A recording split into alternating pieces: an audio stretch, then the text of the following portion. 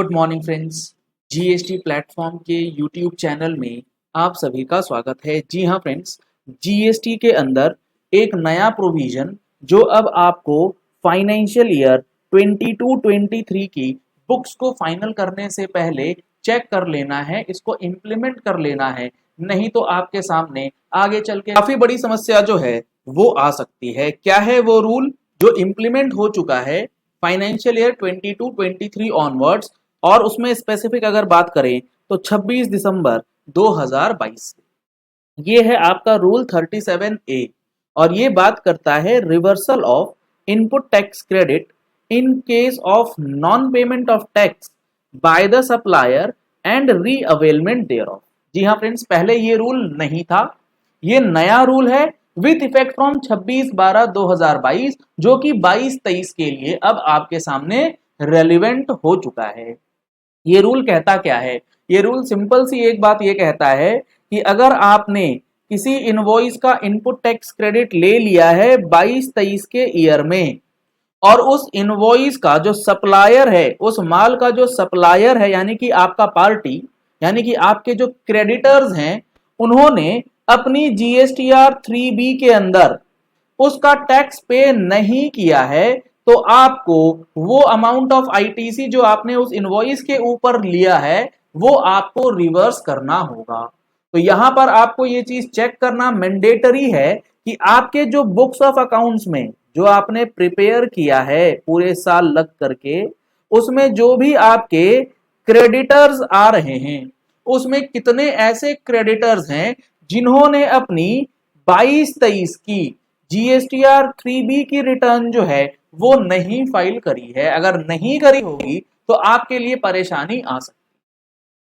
और अगर आपने अभी तक books of accounts he prepare नहीं किया है तो आपको बुक्स ऑफ अकाउंट्स पहले प्रिपेयर करना होगा। वहां पर आपको अपना क्रेडिटर्स का डेटा इंपोर्ट करना होगा जो आपके 2A में आ रहा है, और फिर आपको एनालाइज करना होगा कि ये चीजें किस तरीके से करी गई हैं, फाइलिंग हुई है या नहीं। और अगर आपके पास अब समय नहीं है पूरे साल का डेटा एक बार में बैठ करके अकाउंट बनाने का, तो आप उसके लिए एक्सेल टू टैली का इंपोर्ट टूल जो है वो यूज कर सकते हैं, जिसमें पूरे साल का काम आप 1 से 1.5 घंटे के अंदर cell purchase import, expenses import, और उसके बाद जो बैंक स्टेटमेंट की कुछ चीजें हैं वो आप इंपोर्ट कर पाएंगे और अपना बुक्स जो है वो तैयार कर पाएंगे।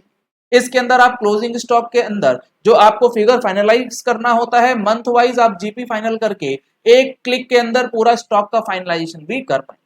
फर्दर डिटेल्स के लिए आपको नंबर स्क्रीन पे दिए गए, इन नंबर्स पे कॉल करके, व्हाट्सएप करके आप इस टूल का इंपॉर्टेंस देख सकते हैं, समझ सकते हैं और इसको परचेज कर सकते हैं। अब ये रूल जो है, ये रूल इतना खतरनाक रूल है कि आपको ये समझना इसलिए जरूरी है, नहीं तो आईटीसी रिवर्सल के साथ साथ इंटरेस्ट का पेमेंट बनेगा। पढ़ते हैं एक बार ये रूल क्या है। Where input tax credit has been availed by a registered person in 3B में आपने अपना क्लेम कर लिया 22-23 के अंदर, और उस इनवॉइस या डेबिट नोट को आपके सप्लायर ने अपनी जीएसटीआर 1 में तो डाला था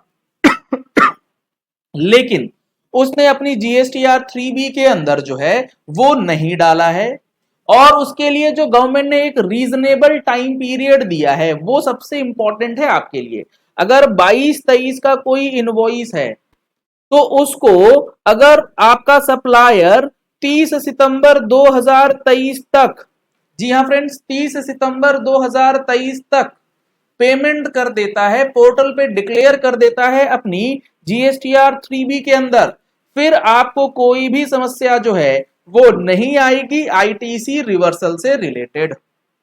तो 30 सितंबर से पहले पहले आपको ये रिकंसिलिएशन जो है बनाना ही होगा। कौन कौन से क्रेडिटर्स आपके जीएसटीआर 3B में आपका इनवॉइसेस जो है उसे अपलोड नहीं करते हैं,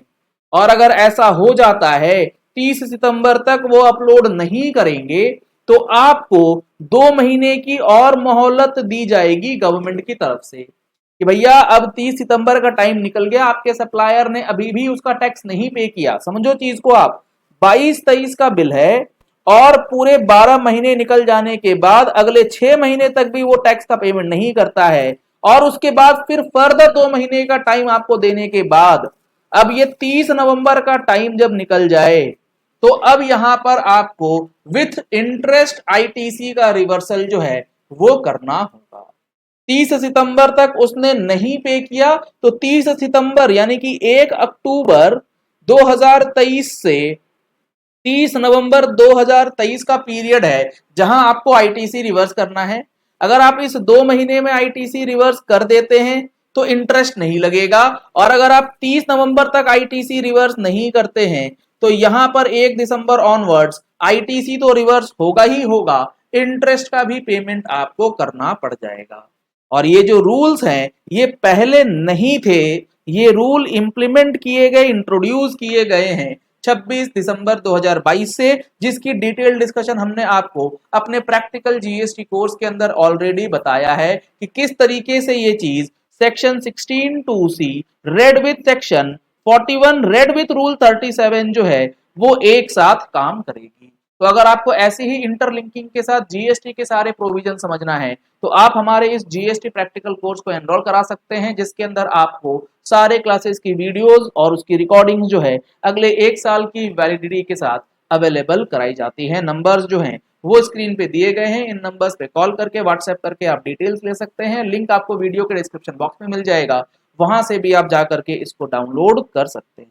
क्योंकि अभी तक जो सेक्शन 16(2)(c) है उसके जो नोटिसेस आ रहे हैं उसको हम लोग इस तरीके से बचा रहे हैं कि सेक्शन 41 क्या बात करता है। अब यहां सेक्शन 41 ने लिख करके बता दिया है कि अब जो आईटीसी रिवर्सल है 18-20 महीने के टाइम निकल जाने के बाद करना है, तो यहां पर अब बचने का रास्ता जो है वो बहुत ज्यादा नहीं बचेगा। यहां आईटीसी रिवर्सल हो ही जाएगा अगर आपने प्रॉपर रिकंसिलिएशन नहीं किया और समय रहते उस टैक्स का पेमेंट जो है आपके सप्लायर के द्वारा नहीं किया जाता है। चलिए इस वीडियो को यही एंड करते हैं। आशा करते हैं आपको ये पॉइंट अब समझ आ गई होगी बात कि किस तरीके से आईटीसी रिवर्सल का ये नया प्रोविजन जो है वो अब 22-23 के लिए लागू कर दिया गया है। ऐसे ही इंपॉर्टेंट अमेंडमेंट्स के लिए आप हमारी जीएसटी मैगजीन का सब्सक्रिप्शन ले सकते हैं, जिसमें आपको monthly GST and income tax update जो है वो प्रोवाइड किए जाते हैं। Thank you and have a nice day.